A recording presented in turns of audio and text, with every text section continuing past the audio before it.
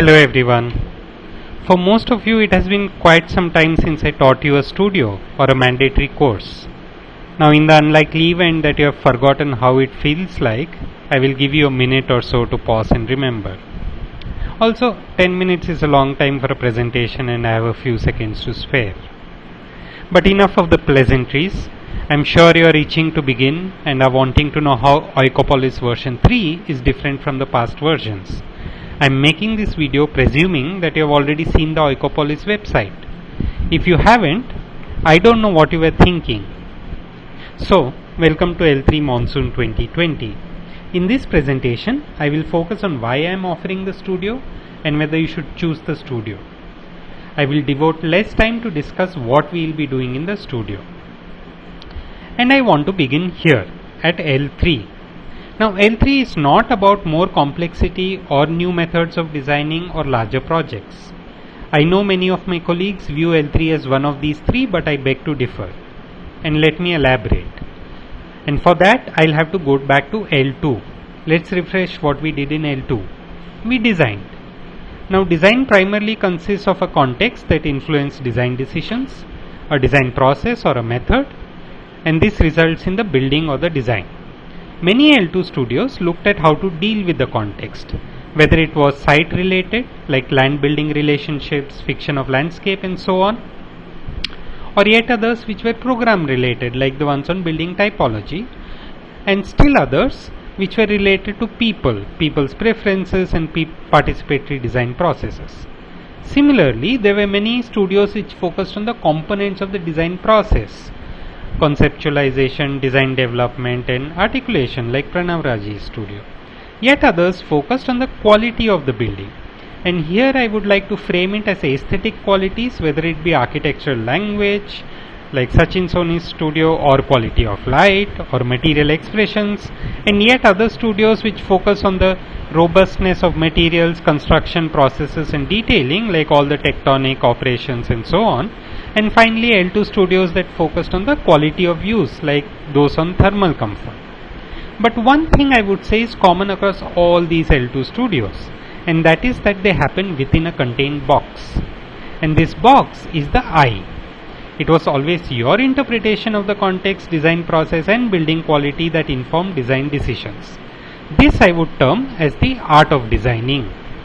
So if L2 is all about the art of designing, what is L3?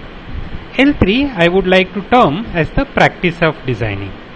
And to borrow a term from Jeremy Till's Architecture Depends, architecture is a contingent profession. By that he means that things are not always under your control. You are not making all the decisions. The artist in the architect does not like this. In fact, it is viewed as a compromise, a reduction in the quality of design. But this is the L3 challenge. I must clarify here that this is my interpretation of the L3 challenge. So only those who can put up with this challenge, only those who are okay with not necessarily having pretty pictures to show at the end, should opt for this studio. The studio is structured to facilitate decisive and agile designing. You will learn to recalibrate your designs in the face of multiple contingencies while yet retaining conceptual design strength. And if you keep pace with me, you will also learn to use contingencies as opportunities rather than challenges. So welcome to Oikopolis, the rise of the cooperative.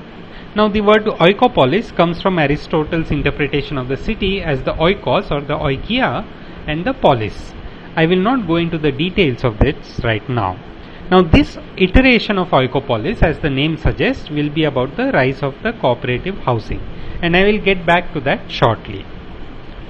But on the other hand, do you know that approximately 85% of the built volume in Indian cities today consists of developer-driven housing and commercial projects? 10% is self-built, usually slums and squatter settlements, and only 5% is privately commissioned bungalows and all other institutions. So doesn't it seem strange to you that 85% of L2 and L3 studios focus on this 5% of private and institutional, whereas only 5% of studios focus on the developer-driven? Now this studio is one small step in reversing that trend. So why do architects shy away from mainstream housing? It is because this is what most people end up producing when it comes to mainstream developer driven housing. This is how it looks. But architects like these kind of examples, like Moshe Safdie's Habitat 67. Or for the millennials, I should probably talk of this one, which is OMN Ole Sheeran's Interlace in Singapore. The problem is that both these are super expensive and one-off possibilities, and that is the issue. We are unable to think of something between these two extremities. On one hand is a monotonous concrete jungle, and on the other hand is an indulgent monstrosity. But all hope is not lost.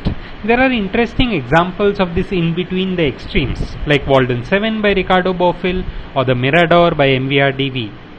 This is why the idea of cooperative housing offers an easy way for architects to enter the realm of housing design. And in the past few years, many Indian cities are going through a phase of old housing that is being replaced by new housing because of various reasons. Dilapidation of old housing, increase in FSI being the major ones. Ahmedabad is also going through such a phase. Now, cooperative housing presents a unique challenge. Since a way of life already exists in such building complexes, the redevelopment could consider transforming existing memories and culture for the better. So rather than having the same cookie cutter apartment designs, we can personalize it based on site, personalize it based on people, and also more interestingly look at the act of negotiations that happen between the existing users and the developers who have sometimes conflicting concerns. Now if I change track a bit, the structure of the schedule or the schedule of the studio is different from what was uploaded on the portal, and very soon you will get to know why. So this is how we are going to go about the studio. We'll start with a time problem. All time problems are 24 hours and require a complete design. But I'm sure by this while you have already heard that from your seniors. We will simultaneously start with selected book readings that focus on various perspectives of housing. We will have book discussion sessions as part of studio, where each of you will have to talk about these readings. This will go on for the first 8 weeks. Simultaneously, we will also begin with an exercise termed Memories of the Self and the Collective. You will be expected to represent actual and hypothetical daily occurrences that happen in and around houses. This will be presenting in the format of Building Stories by Chris Ware. By the third week, we will start looking at building regulations, economics of housing, and perception of user preferences. These will be 3 different exercises spread across the first half of the studio. Now, based on these book readings, each of you will also select one topic of interest for the housing seminar. All this while, the one-day time problems will be going on regularly. Whenever I feel the pace of the studio is slackening, bam, one time problem will be introduced. Now we will hold a webinar on the 11th week of the studio where we will make a 10-minute presentation on your seminar topic. This webinar will have discussants who are housing experts. We will culminate with the 6th and the last time problem in the 12th week. So this journey of 6 time problems will be a self-assessment for you. You will see how far you have come. The main studio project will be introduced in the 13th week. It will be a redevelopment housing project along the transit-oriented development corridor in Ahmedabad. Yeah. So as you can see, the structure of the studio is not linear, or rather could not be fit in the Connect template, and which is why I have made these changes. So anyways, it seems like a lot, and in fact a lot of people have told me that this is very ambitious. But hey, it's you and me that we are talking of. So if you are up to it, try your luck and come for the interview. Thanks.